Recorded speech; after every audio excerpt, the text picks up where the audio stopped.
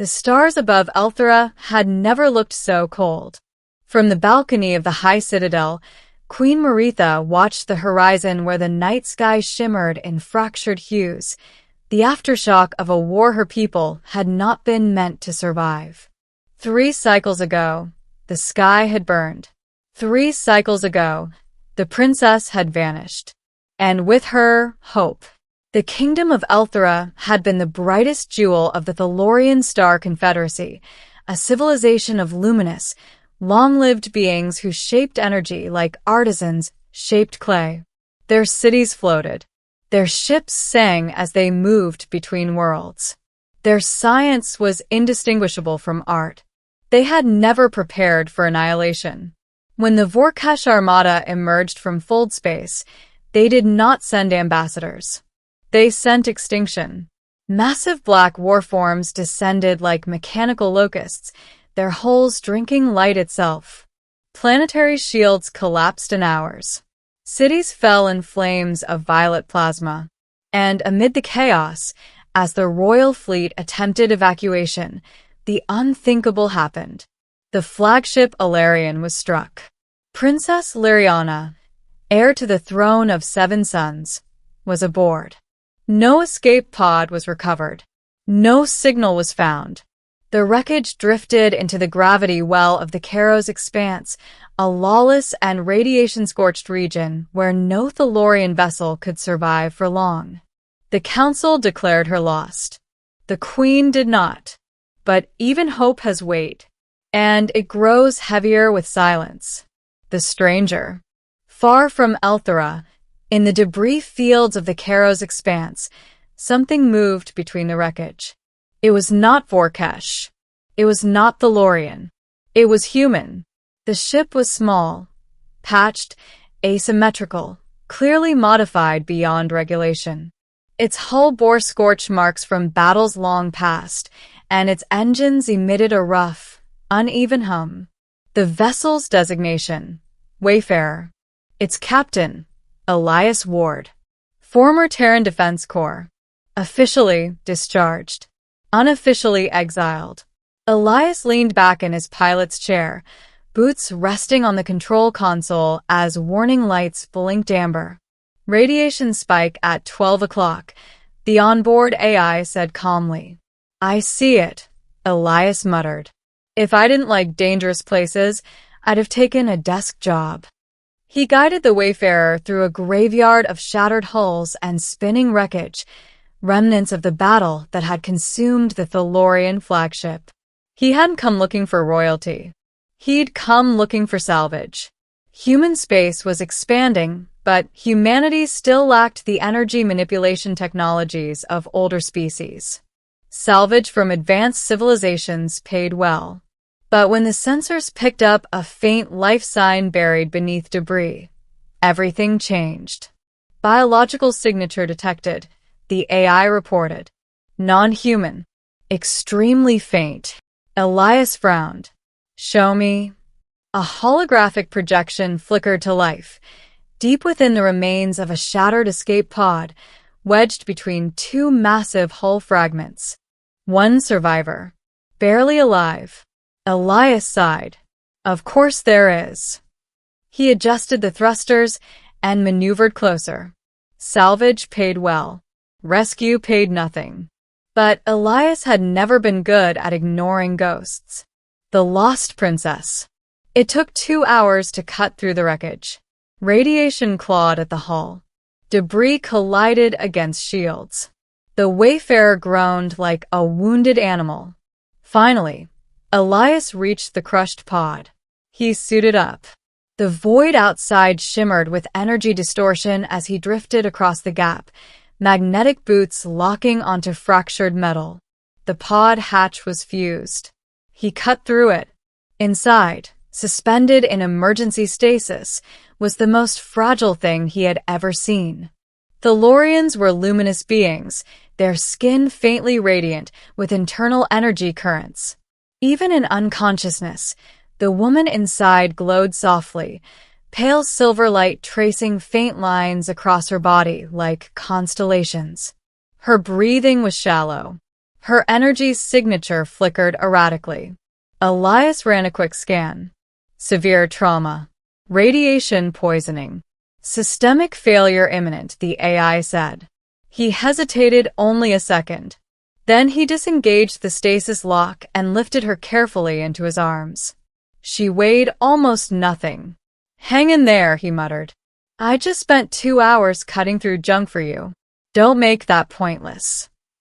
Back aboard the Wayfarer, the medbay struggled to adapt to alien physiology. Elias rerouted half the ship's power to stabilize her. For 2 days, she did not wake. For 2 days, Elias barely slept.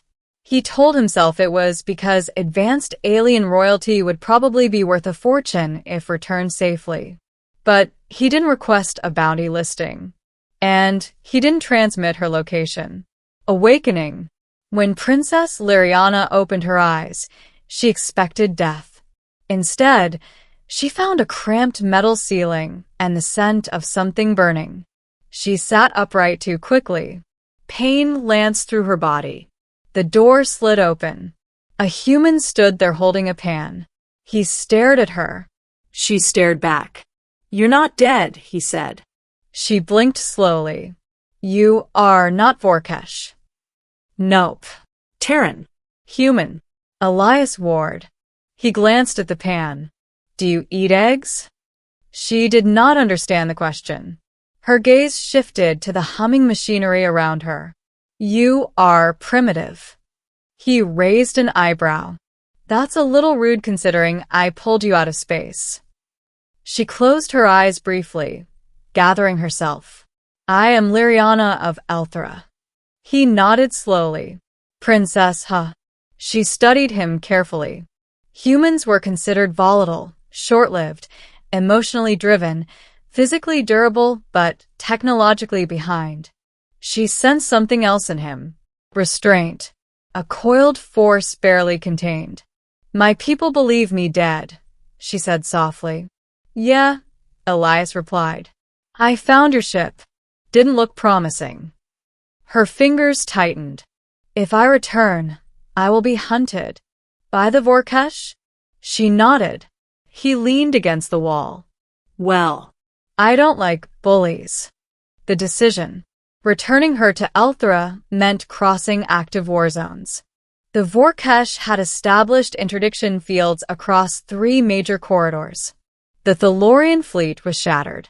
Elias knew the odds. He also knew what it meant when an entire civilization believed its heir was gone. Humans understood extinction threats. They had faced their own more than once. "You should leave me at a neutral outpost," Liriana said. "Your involvement risks your species." He laughed quietly. "My species doesn't scare easy." She stepped closer, studying him. "Why would you help me?" Elias hesitated. Then he answered honestly. "Because someone once helped us when nobody else would." Centuries ago, when Earth faced ecological collapse, a single alien delegation had offered knowledge instead of conquest. Not the Thalorians, but close allies. Humanity had survived. Elias never forgot that. "Consider this a return favor," he said. She looked at him differently after that. Not as primitive, as dangerous and loyal. The pursuit. They did not travel unnoticed. On the 3rd day of their journey, Vorkesh interceptors dropped from fold space behind them. 3 sleek black vessels, angular and silent. "Contact," the AI warned. Elias cracked his neck. "Princess, strap in." The Wayfarer was not built for fleet combat, but it was built for survival. Elias dove into an asteroid cluster, engines flaring at unsafe levels. Plasma bolts carved molten trails through spinning rock.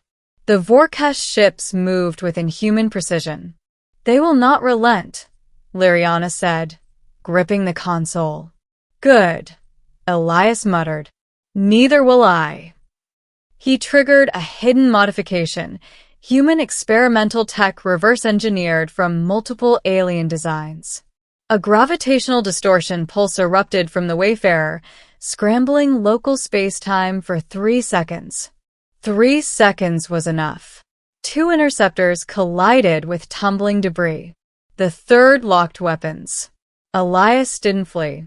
He accelerated straight at it. Liriana's eyes widened. You cannot. He cut the engines at the last second, rotated the ship, and fired concentrated rail rounds directly into the interceptor's core as it overshot. The explosion painted the asteroid field in blue fire. Silence followed. Liriana stared at him. You are insane. Maybe, he said, but we're alive. For the first time since her awakening, she smiled. The return. Words spread faster than they did. By the time the Wayfarer reached the outer defensive ring of Elthera, the Lorian ships had already formed a perimeter. Weapons locked. Scanning beams pierced the hull. This is Captain Elias Ward of the Terran vessel Wayfarer, he transmitted calmly. I believe you're missing something. There was a long pause. Then Liriana stepped forward and activated the comm. This is Princess Liriana of Elthera. Stand down. Silence. Then disbelief. Then overwhelming energy signatures as the fleet reconfigured in protective formation. When the Wayfarer descended toward the high citadel, thousands gathered below. Queen Maritha stood at the landing platform. She did not move until the hatch opened. Liriana stepped out first. Alive. Radiant. The queen collapsed into her daughter's arms. The city erupted in light. But celebration lasted only moments. Because above them, space tore open again. Vorkesh war forms. They had followed. The final stand. The Thalorian fleet scrambled. But they were not ready. Elias stepped out of the Wayfarer, watching massive enemy ships eclipse the sky. You should leave, Liriana said urgently. You have done enough. He shook his head. No. Human warships emerged from fold space behind the Vorkesh armada. Dozens. Then hundreds. Sleek Terran cruisers bearing the blue insignia of the United Earth Defense Coalition. Liriana stared. You called them? Elias smirked. I may have sent a message. A deep voice echoed across all channels. This is Admiral Reyes of the Terran fleet. To the Vorkesh armada. You have violated sovereign space under Terran protection. Humanity had been watching, learning, waiting. The first volley from the Terran fleet shattered a Vorkesh dreadnought. Unlike the Thalorians, humans fought with brutal efficiency. Kinetic bombardment, electronic warfare, coordinated strike formations designed for attrition. The Thalorians joined the fight, their luminous energy weaving through the darkness. 2 civilizations. 1 purpose. The battle raged for hours. When the last Vorkesh vessel detonated, space fell silent once more. But this time, it was not despair that filled it. It was awe. The truth revealed. In the aftermath, the council convened. Humans had intervened decisively, without request. Without treaty. Queen Maritha addressed Elias personally. You have altered the course of our history. He shrugged lightly. Seemed like the right thing to do. Liriana stood beside him. You were never here for reward, she said quietly. No, he admitted. Then what are you here for now? He looked up at the restored sky. Maybe it's time our species stopped meeting in war zones. The queen extended her hand, radiant energy swirling gently around her palm. Then let this be the first day of alliance. Elias clasped it. The energy surged, not painful, but warm. A bridge formed between civilizations. Epilogue. Years later, historians would speak of the day of return. Not as the day a princess came home, but as the day humanity stepped onto the galactic stage, not as conquerors, but as guardians. The Vorkesh would never again threaten Elthera. Joint Terran-Thalorian fleets patrolled the stars. Technologies were shared, cultures intertwined, and in the High Citadel, Princess Liriana often stood beside a human who once claimed to be just a salvage pilot. "You changed everything," she told him once. He shook his head. "No. You were never lost." She smiled. They believed the princess was gone. He looked out at the horizon where Terran and Thalorian ships drifted together. "Yeah," he said softly. "But sometimes all it takes is one stubborn human to prove them wrong." Above them, the stars no longer looked cold. They looked infinite. And for the first time in generations, hope did not feel heavy. It felt endless. The last Vorkesh dreadnought did not explode quietly. It fractured. Terran rail bombardments punched through its armor, while Thalorian energy lances pierced its core in perfect synchronization. The war form convulsed, its surface plates splitting apart like molten petals before the entire vessel imploded in a silent collapse of light and gravity. Then, stillness. For the first time since the invasion began, the skies above Elthera were not burning. They were clear. Across orbit, Terran warships held defensive formation, their hulls scarred but unbroken. The Thalorian fleet, once shattered, now hovered in luminous arcs, radiant shields shimmering like auroras. On the landing platform of the High Citadel, Elias Ward stood beside Princess Liriana as debris burned harmlessly in the upper atmosphere. Below them, the people of Elthera began to gather. They did not cheer at first. They watched, because hope, once shattered, returns carefully. The weight of survival. Liriana stepped forward, her silver light glowing brighter than it had since Elias found her drifting in space. She raised her hand. Across the city, towers responded, crystalline spires pulsing in harmonic resonance. Energy flowed from building to building until the entire capital shimmered in unified brilliance. A signal, not of war, of survival. The crowd erupted. It was not a roar. It was a song. Thalorian voices rose in layered harmonics, a sound so vast and resonant that even the Terran ships in orbit detected the frequency shift. It rolled across the city, like a living tide. Elias swallowed. "I'm guessing that's good?" Liriana smiled faintly. "It is the song of return. It has not been sung in 300 cycles." Queen Maritha approached them slowly. There was no crown upon her head now, no ceremonial aura, only a mother who had nearly lost her child. She placed her hand on Liriana's cheek. "You were beyond our reach." "I was," Liriana said softly. Her gaze shifted to Elias. "But I was not beyond theirs." The queen turned to him. "You crossed a war-torn expanse for a people not your own." Elias shifted awkwardly. "Wasn't exactly planning to start a revolution." "You have done more than return a princess," the queen replied. "You have returned courage, humanity revealed." In orbit, Admiral Reyes opened a secure channel to the surface. "Captain Ward," his voice echoed through the platform speakers, "care to explain why you've unofficially drafted half the Terran fleet?" Elias smirked faintly. "I prefer to think of it as community outreach." There was a pause. Then Reyes' tone shifted, formal and resonant. "To the people of Elthera, humanity does not forget its debts. When extinction threatened our cradle world centuries ago, others gave us knowledge instead of chains. Today, we offer the same." The transmission ended. The meaning lingered. For the first time, the Thalorian Council truly understood something they had underestimated. Humans did not arrive with elegance. They arrived with loyalty. The council chamber. Hours later, beneath vaulted crystalline ceilings, the High Council convened. Terran representatives stood opposite the Thalorian elders. Between them floated a projection of the battle, human kinetics interwoven with Thalorian light. Elder Varos, who had declared the princess lost, spoke first.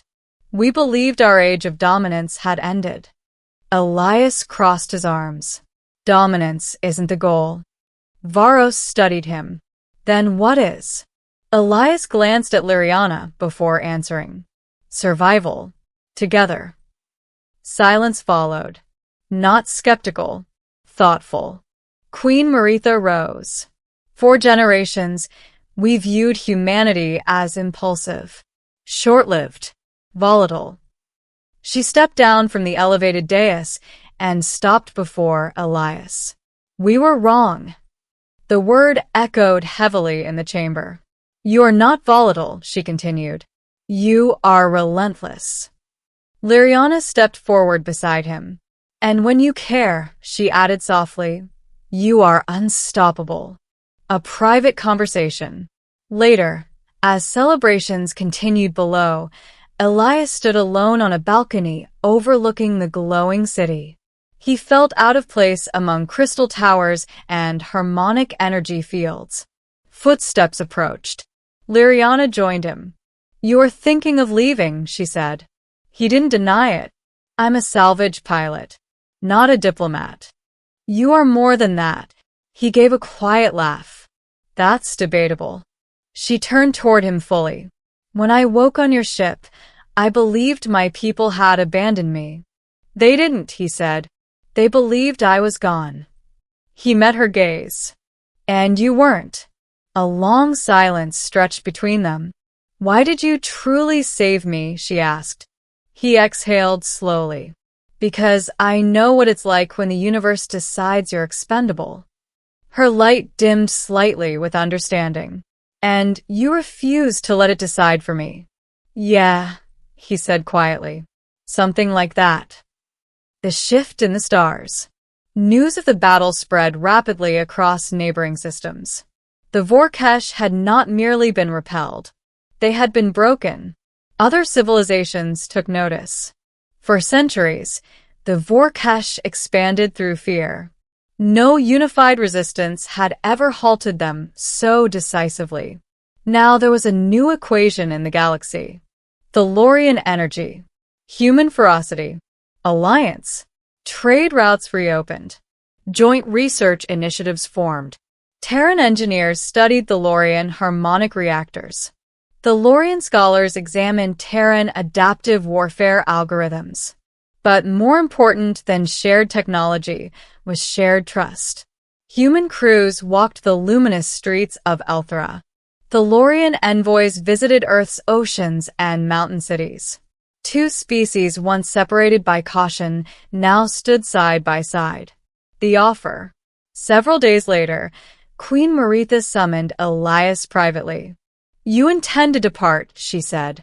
Yes, Your Majesty. She regarded him with calm intensity. You could remain. He hesitated. In what capacity? She extended her hand. As the first Terran liaison to Elthra, a bridge between worlds. He blinked. I'm not exactly polished. That is precisely why I ask. He laughed quietly. You realize I still owe my mechanic 3 months' pay. We will settle your debts, she replied smoothly. He studied her expression. You're serious. I am. He glanced toward the balcony where Liriana stood in distant conversation with Terran officers. Would she agree to that? The Queen's eyes softened. She already has. The choice. That evening, beneath a sky no longer scarred by war, Elias returned to the Wayfarer. The ship hummed quietly. Scarred. Reliable. Home. He ran a hand along the console. You always did hate staying in one place, he muttered. The AI responded calmly, statistically accurate. He smiled faintly. Then his comm unit chimed. Liriana's voice. You are departing without farewell? He looked out toward the citadel. I was thinking about it. Do not. He closed his eyes briefly. You're asking me to stay. I am. Why? There was no hesitation. Because when I was alone in the void, you did not treat me as a symbol. You treated me as a person." He said nothing. "And because," she continued, "the galaxy will test us again. I would rather face it with you beside us than somewhere beyond reach." He exhaled slowly. "You realize I'm not exactly royalty material."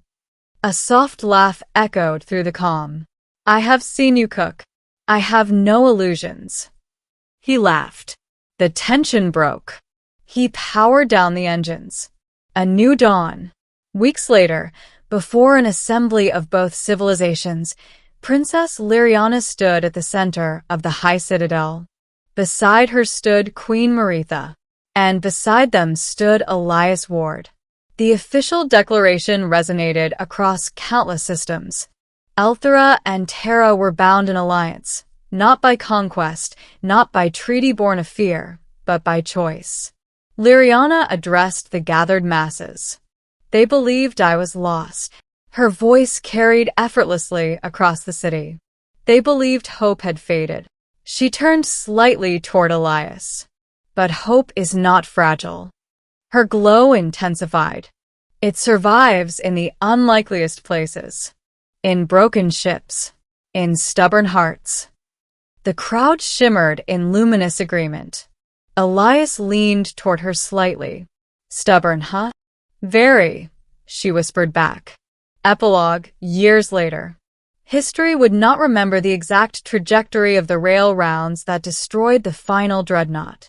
It would not record every tactical maneuver. Instead, it would remember something simpler. The moment when a lone human pilot chose not to fly away. Joint academies trained Thalorian tacticians and Terran commanders together. Hybrid ships, sleek and radiant yet armored in Terran alloys, patrolled contested space. The Vorkesh never regained their former dominance. And in the High Citadel gardens, beneath trees that shimmered with bioluminescent leaves, Elias and Liriana often stood watching ships depart for distant stars. "You changed the galaxy," she told him once. He shook his head. "No." He gestured upward where Terran and Thalorian vessels moved in synchronized arcs. "We changed it." She slipped her hand into his. "Then let this be only the beginning." Above them, the stars no longer seemed cold or indifferent. They felt closer, reachable, and somewhere in the vast expanse beyond known space, new civilizations would one day hear a story. Not of conquest, not of despair, but of a lost princess, and the human who refused to let her stay lost. And in that story, one truth would echo across generations.